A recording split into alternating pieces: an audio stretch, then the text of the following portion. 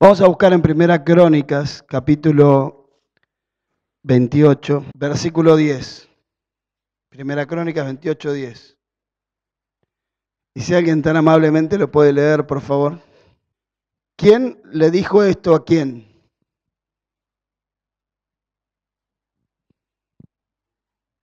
¿Quién le dijo esto a quién?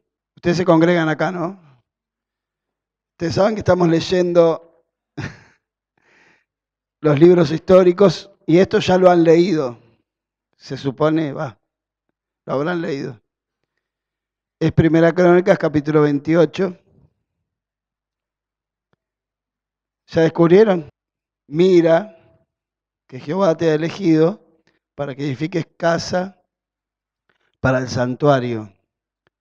Esfuérzate y hazla. Muy bien. David a Salomón. Exactamente. ¿Qué había pasado anteriormente en el capítulo, en los capítulos anteriores? En el capítulo 22, precisamente, el versículo 1. ¿Quién lo puede leer, por favor? Ayúdenme esta noche porque estoy...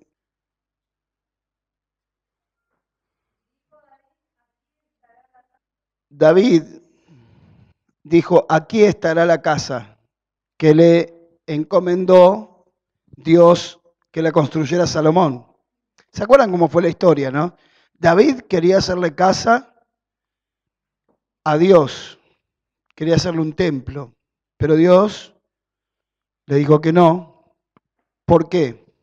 ¿Se acuerdan? Muy bien, hermano. Porque David había derramado mucha sangre, entonces Dios le dijo, con esas manos con las cuales derramaste tanta sangre, no me podés construir un templo a mí.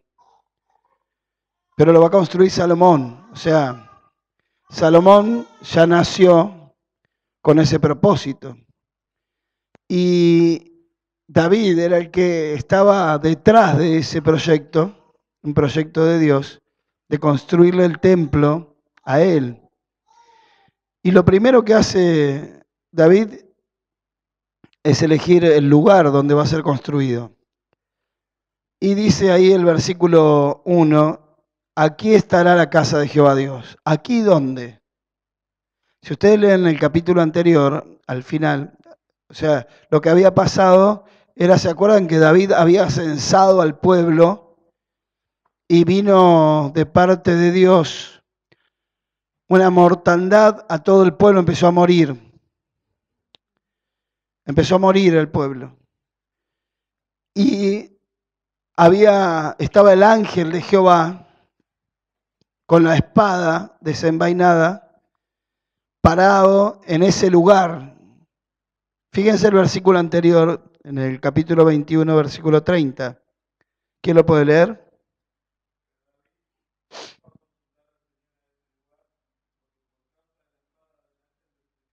Estaba el ángel de Jehová que estaba matando al pueblo de Dios por el pecado de David.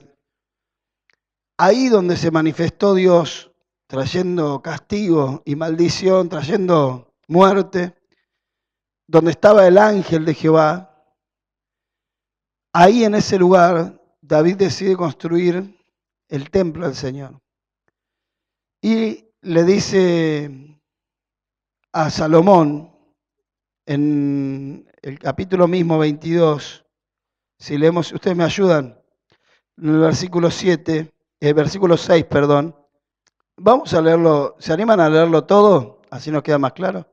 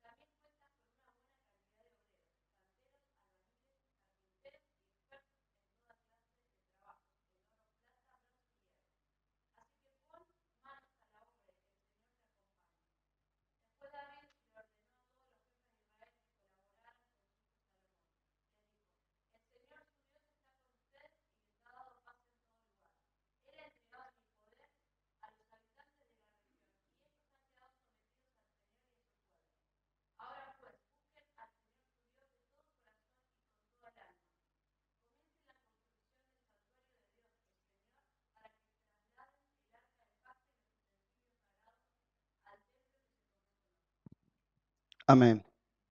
Gracias. Este era un acontecimiento sin precedentes y va a ser el acontecimiento más importante del pueblo de Israel, ya que el templo representaba al mismo Dios.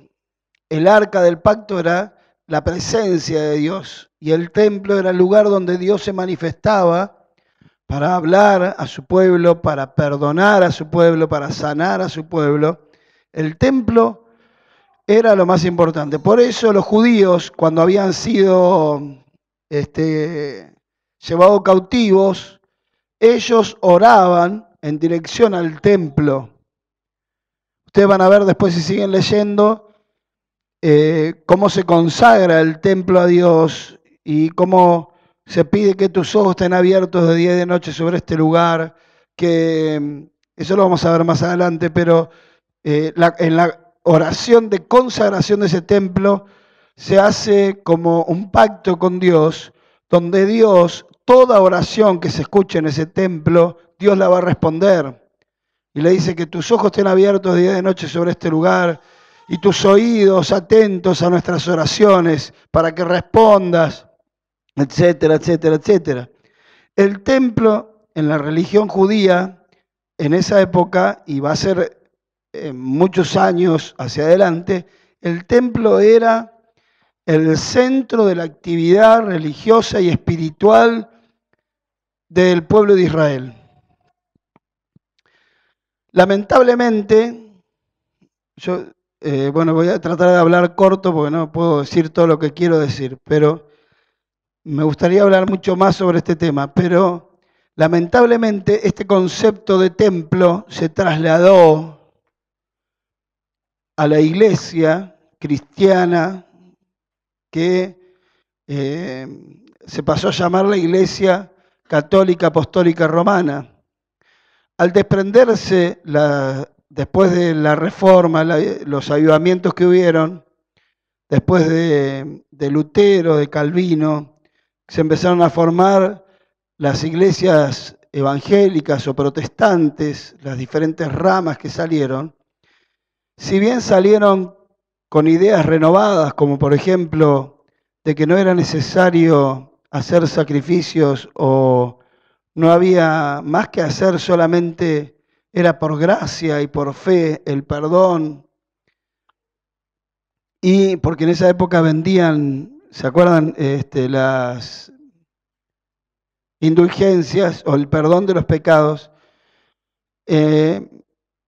Vino un avivamiento y cambió todo eso, pero lo que no cambió fue el concepto de templo, del lugar central del movimiento religioso y espiritual de la iglesia, siguió siendo el templo. Cuando Cristo vino, ¿se acuerdan lo que dijo del templo judío, del templo de su propia religión? ¿Se acuerdan que dijo Jesús del templo?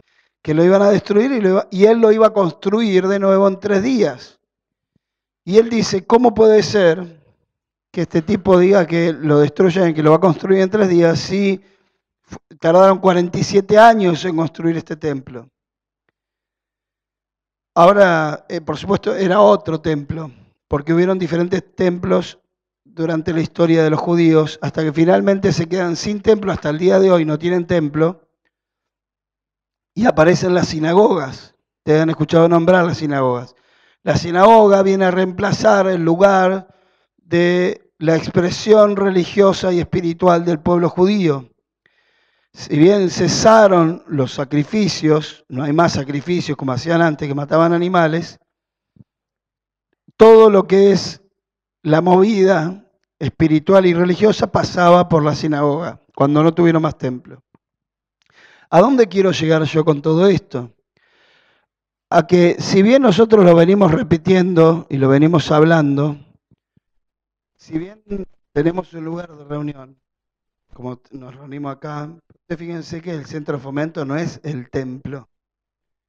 Es más, lo compartimos con otra gente que no es creyente, que no sabemos en qué creen, pero no son creyentes.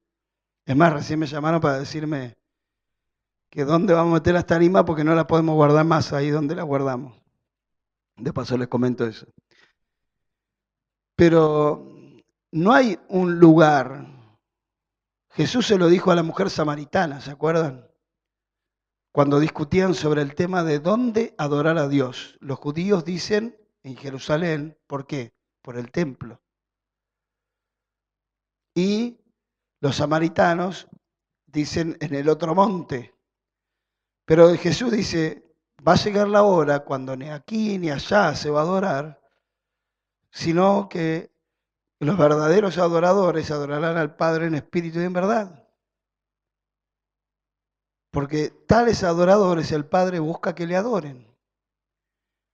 El concepto de templo fue tan fuerte en los primeros tiempos de la iglesia que se pensaba que por tener un edificio, un terreno, ya tenían una iglesia. Hasta hace poco esto era muy común. Es más, los misioneros que vinieron tanto desde Europa como de Estados Unidos a plantar iglesias acá en Argentina y en Latinoamérica, lo primero que hacían era comprar un terreno y poner un edificio, y ellos decían, se sacaban fotos con los vecinos y todo, y decían, plantamos una iglesia. Y esto no estoy hablando de muchos años atrás. Hace unos 6, 7 años atrás estuve visitando iglesias en Rosario, reuniéndome con los pastores, y había un matrimonio de pastores muy jóvenes que estaban deshechos, angustiados. Y yo hablé algo de esto, de que plantar una iglesia no tiene que ver con poner un edificio, y ellos después vinieron a hablar y me contaron que ellos estuvieron trabajando durante 2 años con un misionero de Estados Unidos, que estuvo trabajando en Rosario, en Santa Fe, y este misionero les dijo, vamos a plantar una iglesia en tal barrio que no hay iglesia. ¿Qué hizo el misionero? Recorrió el barrio, miró, dijo, acá vamos a plantar la iglesia. Había un terreno baldío. El misionero llamó a Estados Unidos, le enviaron dólares, compraron el terreno. Después dijeron, bueno, vamos a edificar. Todo esto con este matrimonio y 3 viejitas que se reunían en una casa de oración.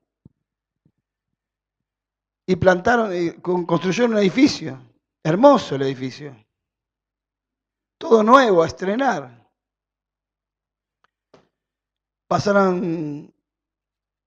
1 año y medio, se terminó la construcción, la inauguración del templo. Vinieron de todas las iglesias de la zona, los pastores hicieron un culto, sacaron fotos, todos contentos y felices. Mandaron la foto a Estados Unidos porque tenían que sostener económicamente a los pastores de esa iglesia durante un tiempo. Y bueno, y pasó eso. Se fueron todos, vino el sostén durante 1 año era el acuerdo. Pasó el año y los pastores estaban ahí con las 3 viejitas, en un templo hermoso. Pero pasó el año, dejaron de mandar el sostén de Estados Unidos, ¿y ellos qué hacían? Tenían chicos chiquitos, no tenían para comer, no tenían para sostenerse, no tenían para pagar la luz del templo que edificaron. No tenían para sostener nada, ¿se dan cuenta? Entonces yo dije, no, pero vendan ese edificio, véndanlo, la iglesia no es un edificio. ¿Para qué necesita un edificio? Sí, está bien para reunirse, para juntarse, es todo muy lindo, pero la iglesia no es un edificio. Jesús dijo, destruyan este edificio y yo construiré el templo del Señor en 3 días. ¿A qué se refería? A su muerte y resurrección. Cuando Jesucristo resucita, empieza a edificar un nuevo templo. Amén. Que no es un templo hecho de manos humanas, como dice la palabra, sino es un templo espiritual. Si bien el templo que está construyendo Jesús es un templo espiritual, tiene ciertas características muy similares a las que vimos recién en los pasajes que leímos de Primera Crónicas. La primera cosa que yo quiero destacar que son similares, es el lugar. Lo que leímos ahí en 1 Crónicas 21-28, ahí donde estaba el ángel de Jehová, con la espada desenvainada y que David por temor no quiso ir a consultar a Dios, ahí dijo Dios, aquí estará la casa de Jehová.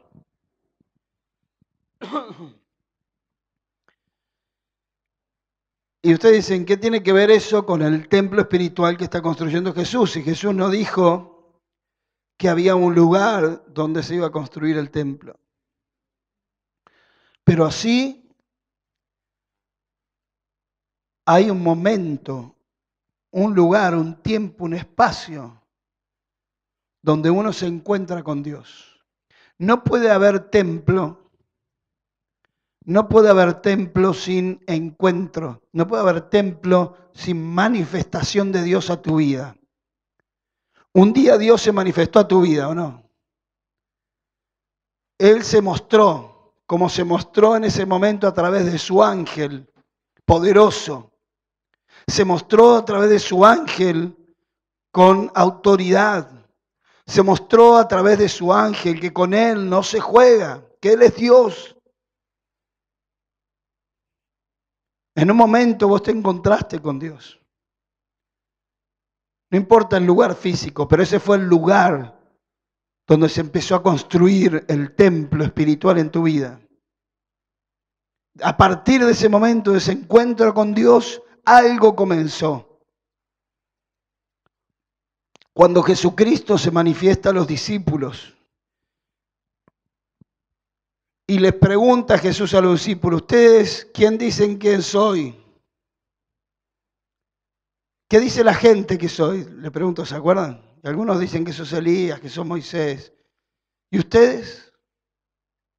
Y nadie hablaba. Hasta que saltó el bocón de Pedro a decir, yo digo que tú eres el Cristo, el Hijo del Dios viviente. Y Jesucristo le dice, esto no te lo reveló ni carne ni sangre, sino mi Padre que está en los cielos. Y dice, y tú eres Pedro, y sobre esta roca edificaré mi iglesia. La iglesia se edifica, el templo de Dios se edifica sobre un punto de encuentro con Él. Vos no podés estar en el templo de Dios sin haberte encontrado con Él. Podés ir a miles de templos, edificios. Podés ir a miles de iglesias. Es más, podés construir edificios y decir que estás construyendo iglesias. Pero si no te encontraste con Dios, si no hubo una manifestación de Dios a tu vida, no hay templo. Porque el templo se construye a partir de ese encuentro con el Señor. Y ese encuentro con el Señor no se da en cualquier parte. Se puede dar en cualquier parte que haya ya un fundamento. Que haya ya algo construido. Fíjense en Efesios 2:19 al 22, si alguien lo puede leer así yo descanso mi garganta. ¿Vieron qué claro que es este pasaje? Porque muchas veces nosotros decimos que somos templos caminando, pero no somos un templo cada uno. ¿Se entiende? No somos un templo, un templo, un templo, un templo, cada uno de nosotros, sino que cada uno de nosotros pasamos a formar parte del gran templo de Dios que está formado por cada uno de nosotros. Lo que sí somos nosotros, somos, 1 Pedro lo dice, somos piedras vivas. Si Pedro tuviera que escribir ahora ese pasaje, pondría, ustedes son ladrillos vivos. Algunos son cascotes, medio. Pero diría son ladrillos, porque con lo que se construyen las casas y los edificios ahora son ladrillos. En esa época se construían con piedras. Ahora, lo primero que yo quiero destacar es esto. No puede haber construcción del templo del Señor en tu vida sin haberte encontrado con Él, sin que Él se haya manifestado a tu vida. Y el lugar donde empezás a echar raíces o empezás a echar las bases no es en cualquier lugar donde a vos se te ocurra, donde a vos te parezca, sino es en la iglesia del Señor. El fundamento de los apóstoles, vieron que dice el pasaje que leímos de Efesios, edificado sobre el fundamento de los apóstoles y profetas. Pablo va a decir, después lo vamos a leer, pero Pablo va a decir, yo como perito arquitecto puse el fundamento y viene y otro edifica y mire cada uno cómo sobreedifica. ¿A qué se refiere eso? Que la construcción de tu vida espiritual nunca puede ser, y lo vuelvo a repetir, nunca puede ser aislado de la iglesia del Señor. La edificación del templo que el Señor está construyendo, la edificación de la iglesia del Señor, nunca puede ser aislado de tus hermanos. Es necesaria la relación de uno con los otros para ser edificados. No te podés cortar solo. Y no me refiero solamente a congregarse, porque decir, bueno, yo estoy con mi hermano, me congrego. La idea de Dios no es que nos congreguemos solamente, si bien la palabra dice, no dejen de congregarse. Decirle a tu hermano, no deje de congregarte, decirle. No es solo el congregarse lo que va a edificar tu vida espiritual, sino el relacionarte con tu hermano, con tu hermana. Algunos se llegan a relacionar tanto que se casan después. Bueno, está bien, tiene que suceder. Y algunos tendrían que relacionarse más, porque andan como lobos solitarios. La cuestión es que, dije que no iba a hacer chiste y lo estoy diciendo. La cuestión es que el lugar, así como David vio el lugar donde construir la casa, dijo, acá va a ser mi casa espiritual, aquí le voy a hacer la casa al Señor. De la misma manera vos tenés que tomar una decisión y decir, Señor, aquí en este lugar voy a edificar mi vida espiritual. Aquí en este lugar yo me voy a entregar para ser parte de la edificación de tu iglesia.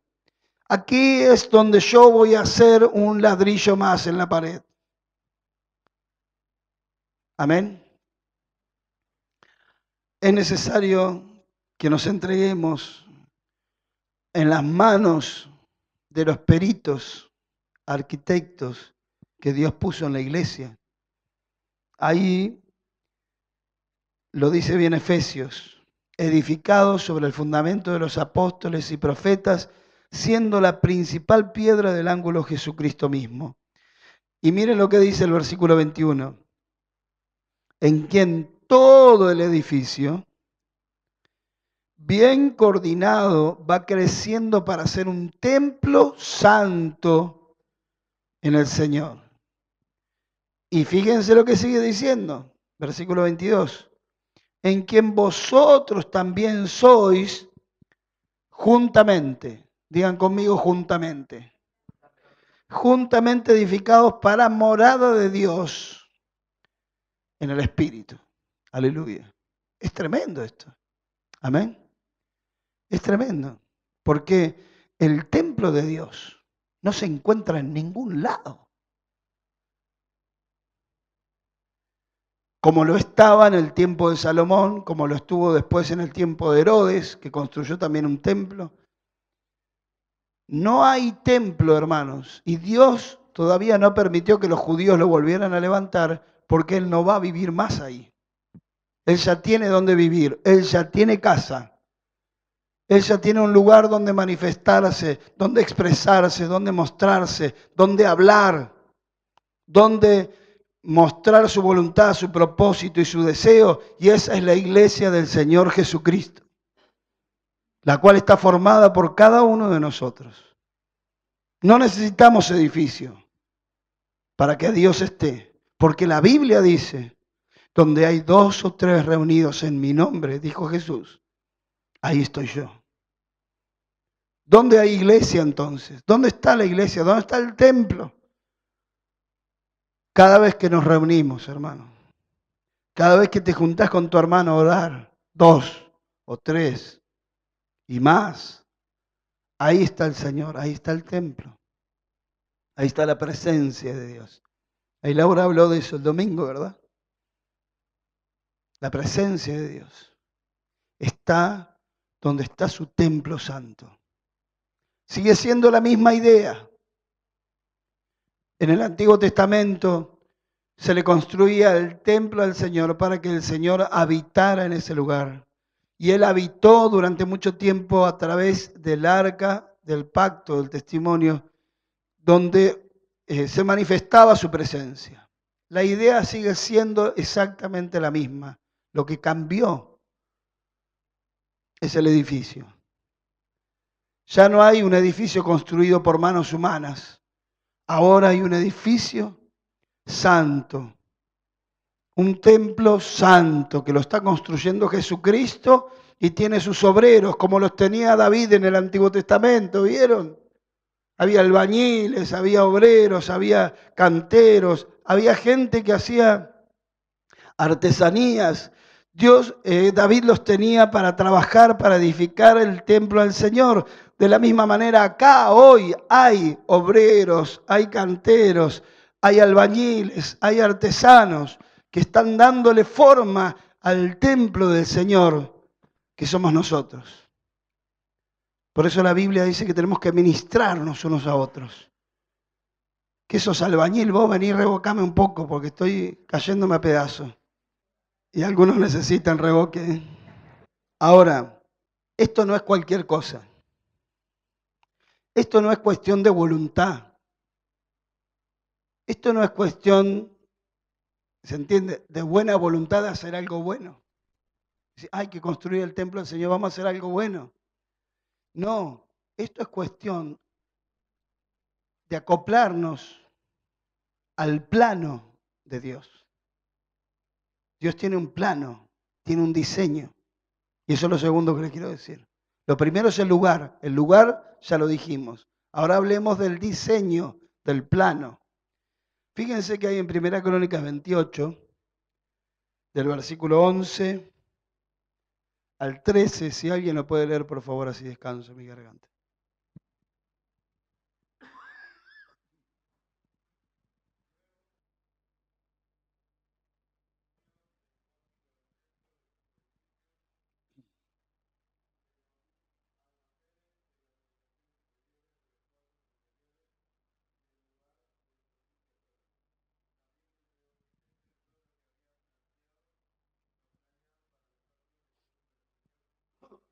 Muy bien.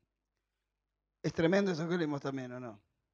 Fíjense el versículo 11, dice, yo lo leo de la versión Reina Valera. David dio a Salomón, su hijo, ¿qué le dio?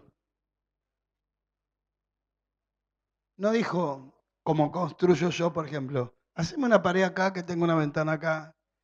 Y después le digo, no, mira, la ventana la podés correr un poco más allá. ¿Viste cuando construimos así, no? Tenía un plano. ¿Un plano para qué? Del pórtico del templo, de las casas que había en el templo y alrededor, de la tesorería, de los aposentos, de las cámaras, la casa del propiciatorio. Asimismo, el plano de todas las cosas que tenía en mente para los atrios de la casa de Jehová. Aquí nosotros podemos pensar que esto se le ocurrió a David, ¿o no? Porque ahí lo dice, todas las cosas que tenía en mente. ¿Quién? David. Ni siquiera a Salomón se le ocurrió todo esto. Salomón fue el ejecutor de la obra, pero la idea original fue de David. ¿De dónde sacó David todo esto? ¿De dónde sacó la idea? ¿De dónde sacó los planos? de todas estas cosas, porque hasta el último detalle estaba considerado en los planos. No fue nada improvisado, nada, absolutamente nada fue improvisado, todo fue planeado. Rigurosa y detalladamente todo fue planeado. ¿De dónde sacó todo esto David?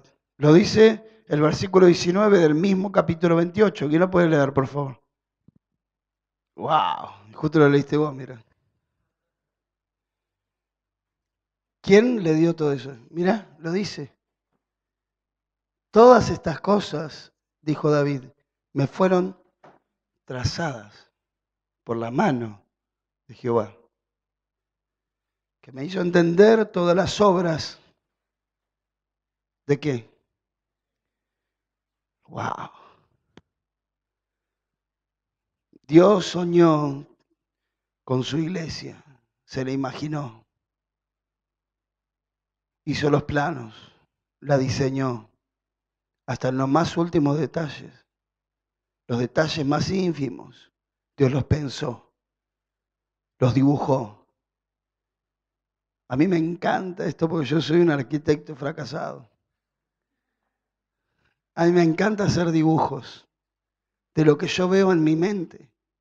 Pregúntenle a Laura si no me creen. Yo dibujo todo antes de hacerlo. De la mitad del templo para allá, yo lo dibujé. Los baños que están en el fondo, la oficina, el salón, la cocina, yo lo dibujé. Digan gloria a Andrés, por favor. No.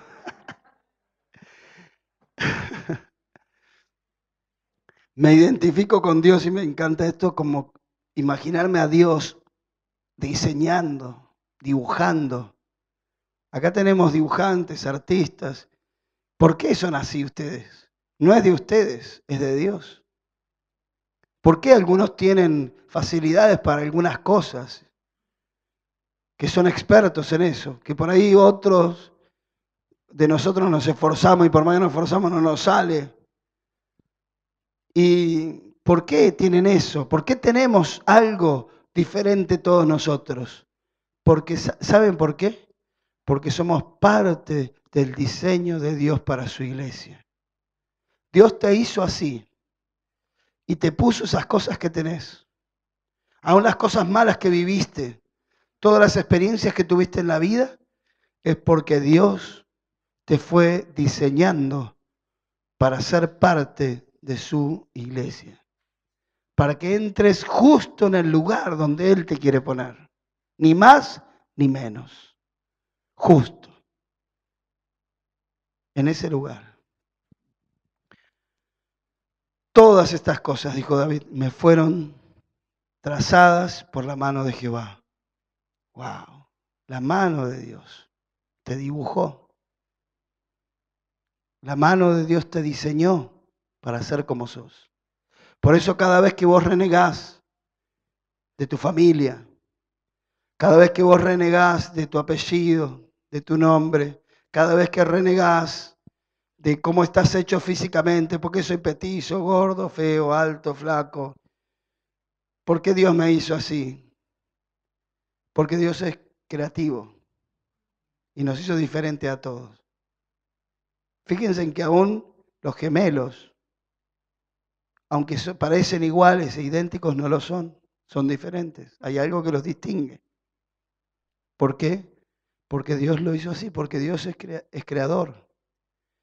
Yo todas las mañanas cuando salgo con Abby para llevarla a la escuela, le digo, no te olvides, hija, de mirar la creación de Dios de hoy. Porque no hay un día igual a otro día. ¿Se dieron cuenta? Algunos vamos tan apurados, corriendo de acá para allá, que no prestamos atención a la maravillosa creación de Dios. ¿Vieron? Ahí apareció Venus y Júpiter. ¿Lo vieron?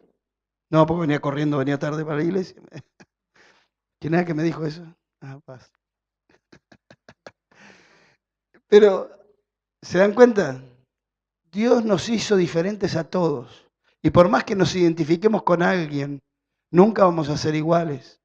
Pero justamente El ser diferentes nos complementa. Por eso Dios no quiere que compitamos. Porque dice que están compitiendo.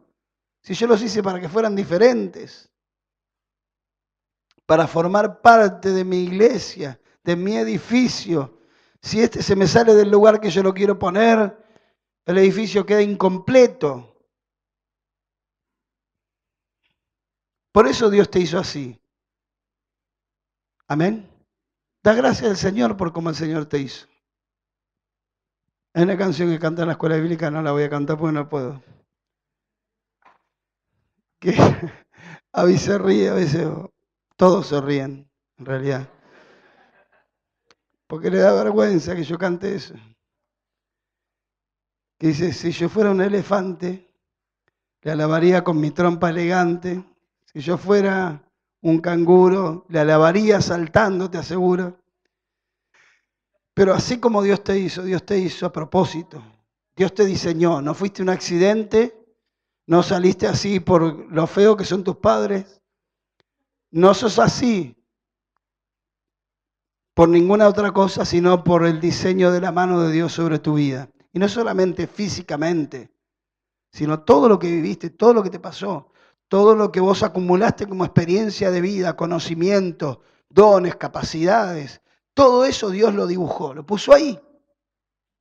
Vos no entendés nada, ¿viste? Vos decís, pero ¿por qué me pasó todo lo que me pasó? ¿Por qué tuve que vivir esto? ¿Por qué tuve que pasar esto? Porque había que darte forma para ser parte, porque si no, no entrabas. Amén. Dice Pablo, hablando del diseño, conforme a la gracia de Dios que me ha sido dada, yo como perito arquitecto puse el fundamento. ¿Ustedes vieron alguna vez un arquitecto trabajar sin planos? No, no es posible. Lo mismo que un médico quiera operar sin bisturí. ¿Cómo va a hacerlo si no tiene el elemento principal? El elemento principal de trabajo del arquitecto no son los materiales, sino es el plano.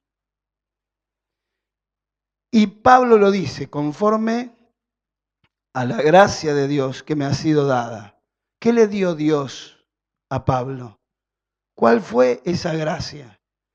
¿Saben cuál fue esa gracia? De poder ver el diseño y los planos de Dios para la construcción de su iglesia. Amén. Y por último, los materiales. Primera Crónicas 28, 14 al 18. Si alguien puede leer esos 4 versículos, por favor.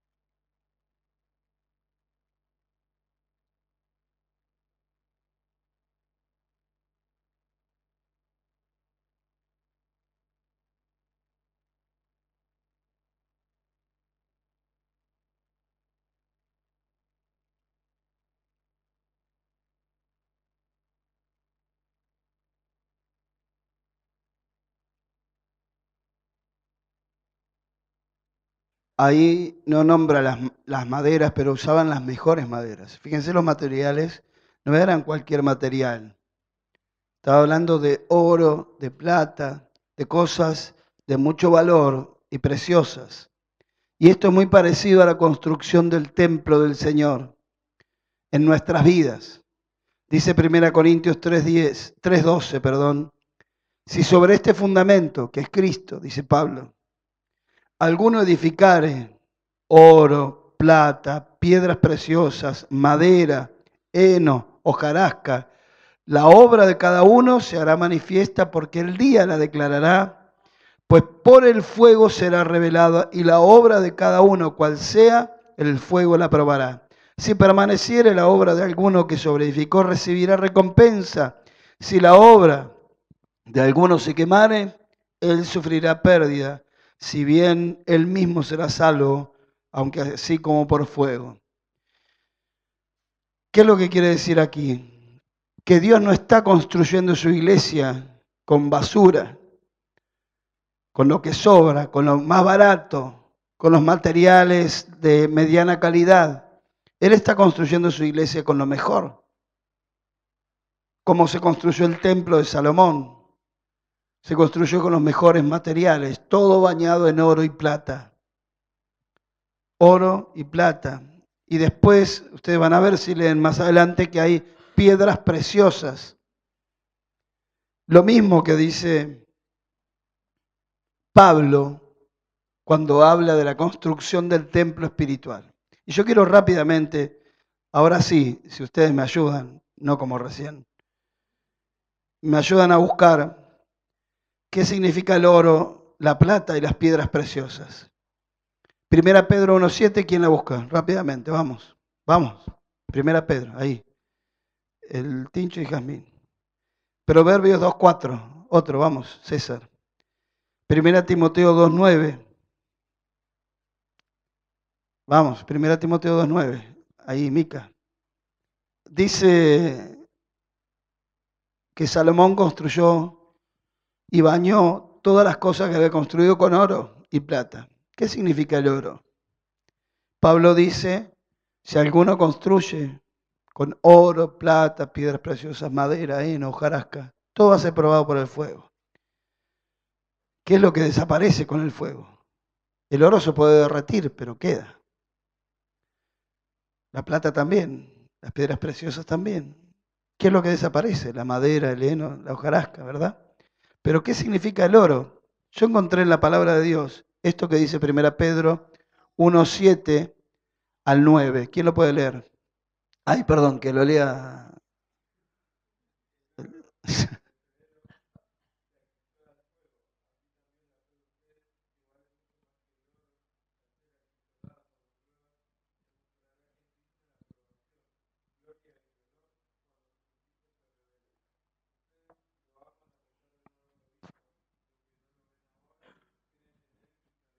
Wow, volvé al 1, ahí, al primer versículo, al 7. ¿Qué es el oro entonces? Nosotros pensamos que el Señor está construyendo su templo con oro o con cosas muy valiosas y no se refiere a nuestras vidas, sino se refiere con qué el Señor está bañando nuestras vidas. Lo está bañando con oro. ¿Y el oro qué es? La fe. Amén. Creer, aunque no veamos. Creer, aunque no tengamos. Ahí lo dice. Es probada por el fuego. Es probada por el fuego. Y dice más adelante, en el versículo 8, hablando de Jesús, ¿a quién amáis sin haberle visto con los ojos de la carne? Yo no lo veo a Jesús acá, pero yo sé que está. Eso es fe. Yo no lo veo a Jesús físicamente cuando estoy en enfermedad, en dolor, en tristeza, en angustias, en desesperanza, pero Él está. Por eso es creer lo que es comparado con el oro. Hermano, no edifiques tu vida espiritual con baratijas. No construyas tu vida espiritual con lo emocional. Lo emocional, ¿qué es? Es el heno, la hojarasca, la madera, cosas que se prenden fuego desaparecen. Las emociones, hoy estamos arriba. ¡Uh! Gloria, aleluya. Y el otro día estamos, ¿qué te pasa? No sé para qué voy a la iglesia, no sé para qué oro, si Dios no me responde, y agarrás patadas las cosas y te pones mal y llorás. Y te venís abajo y te deprimís, ¿por qué lo que te está pasando? Y no entiendo a Dios y qué quiere Dios de mi vida. El fuego quema. Y lo emocional va y viene, hermano. Por eso la fe nos mantiene firmes en lo que creemos. Yo sé en quién he creído y ahí me mantengo.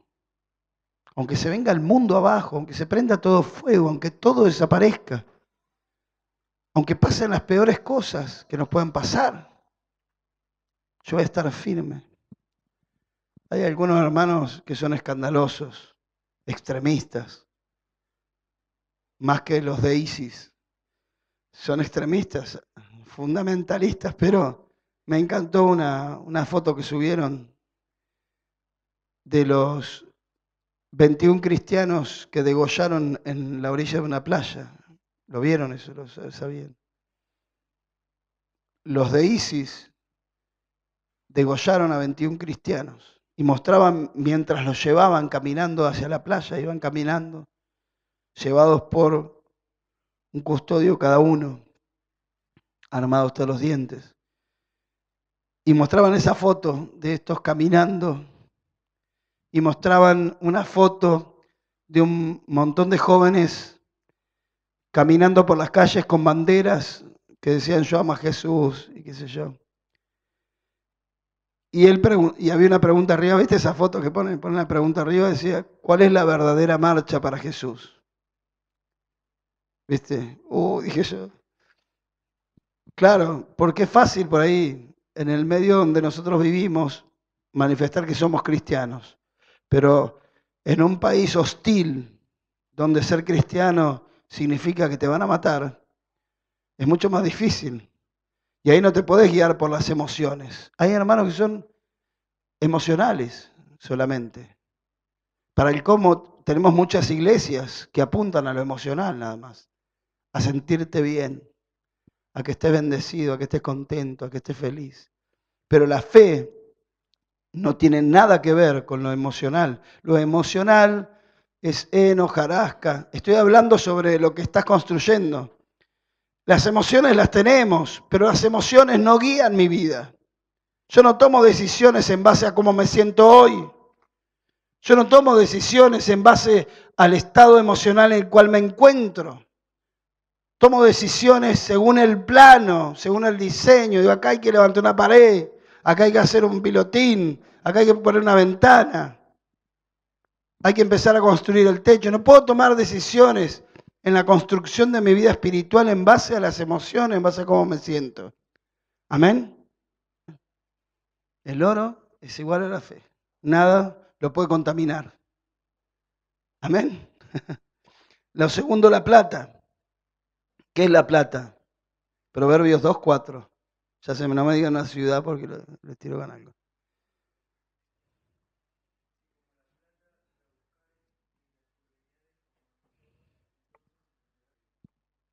Se refiere, Proverbios, a la sabiduría, pero la sabiduría de los mandamientos, de los preceptos, de la palabra de Dios. La palabra de Dios es la plata. Es ese material precioso que nos hace resplandecer. Amén. La plata es la palabra. Fíjense, la fe, la palabra y en tercero, las piedras preciosas. ¿Cómo? Claro, sí, no es la Biblia en sí.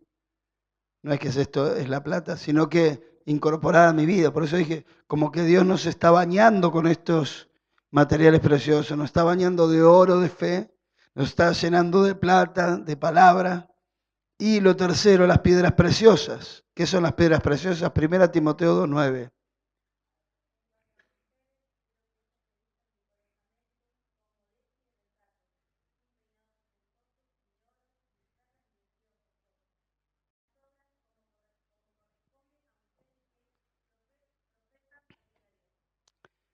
Fíjense, bueno, ahí habla de, no eres bijoutería, sino serían los adornos que usaban las mujeres, las alhajas. Y Pablo lo compara con las buenas obras. Las buenas obras serían nuestras piedras preciosas que nos hacen o que hacen al templo del Señor más hermoso aún, adornado por todas nuestras buenas obras. Hermanos, quiero terminar. La madera, el heno, la hojarasca, no son cosas pecaminosas. sino que son cosas sutiles, que sirven, que están a la mano y que suplen una necesidad en algún momento. Las tres pueden ser útiles para construir. Hasta el heno puede usarse para construir un techo. Pero cuando pasa el fuego, ¿qué es lo que queda? Las tres cosas se van a quemar. ¿Y qué representan? Representan aquellas cosas que no pueden soportar la prueba de fuego. Como por ejemplo, la enseñanza bíblica mezclada con la filosofía y la psicología humana. No digo que está mal la filosofía y la psicología, pero es heno, hojarasca, madera. Eso no te va a sostener en el momento de la prueba. El legalismo religioso, hacemos las cosas porque se tienen que hacer así. Las enseñanzas de los padres que van en contra del conocimiento de Dios.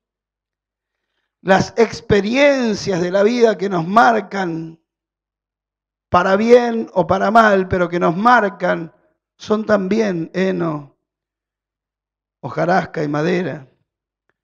Construir con materiales perecederos equivale a vivir en base a enseñanzas superficiales que no tienen profundidad. No se comprometen con la verdad, sino que se mueven en la superficialidad de las cosas. ¿Cómo te sentís cuando tenés plata, billete? ¿Cómo te sentís cuando te va bien? ¿Cómo te sentís cuando tenés todo lo que querés y lográs todos tus objetivos? ¿Cómo te sentís? ¿Bien o no? Exacto, te sentís como un campeón. Está bien, y está bien que te sientas así. Pero si vos construís tu vida sobre esas cosas, tened presente que todo eso va a desaparecer. O puede desaparecer. Cuando vos lograste todo, dijiste, ya tengo esto, ya tengo lo otro, ya tengo acá, tengo allá. Ahí en casa estamos construyendo un lavaderito que me está costando medio hígado. Pero lo estamos construyendo. Y ayer a la tarde, cuando aparecieron estos dos planetas visibles, como dos estrellas muy relucientes, y yo los miré así, no había ni una estrella, recién empezaba a atardecer. Y yo las vi a las dos estrellas ahí, o los dos planetas, brillando así, y me acordé de la palabra, o se me vino la palabra, habrá señales en el cielo y en la tierra, y entonces vendrá el fin. Y yo miraba al lavadero y digo,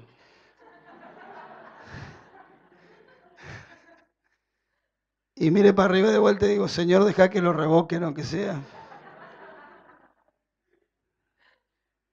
Tantas cosas que añorábamos, que deseábamos tener, la casa, el auto, las cosas que queremos, que está bien, háganlo, ténganlo. Si pueden tener 10 casas, tengan 10 casas, tengan 10 autos, 20 si quieren.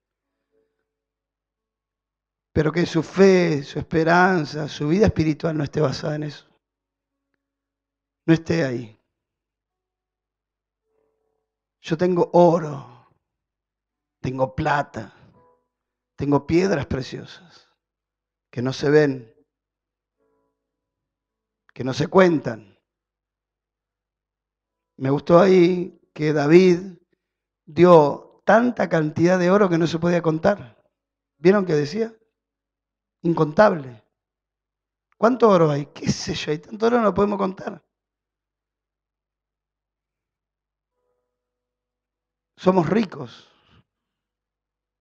Y seamos más ricos todavía. Hagamos riquezas en los cielos. Hagamos riquezas que no se destruyan. Enfoquémonos en construir el templo del Señor. Yo quiero que terminemos volviendo a leer el versículo que leímos del capítulo 28.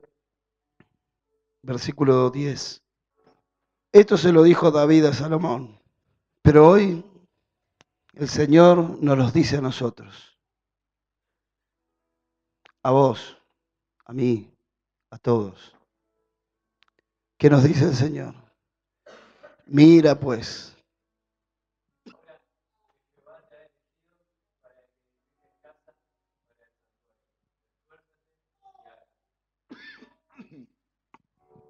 Amén. Gracias, Señor, porque podemos construir en tu presencia, Señor. Gracias porque estás haciendo nuestra vida con estos materiales hermosos y preciosos. Pedimos, Señor, que sigas trabajando aún más y más en nuestro ser. Pedimos, Señor, que sigas llenándonos, enriqueciéndonos con tu presencia. Que podamos ser fieles, que podamos ser, Señor, aptos para que vos mores en nuestra vida, Señor. Rogamos, mi Dios, que nos des la capacidad y la sabiduría para construir, Señor, este templo. Y que podamos hacerlo, Señor, con sabiduría, podamos hacerlo en fe y con buenas obras, Señor, y podamos agradarte en todas las cosas. Gracias, Padre, en el nombre de Jesús. Amén.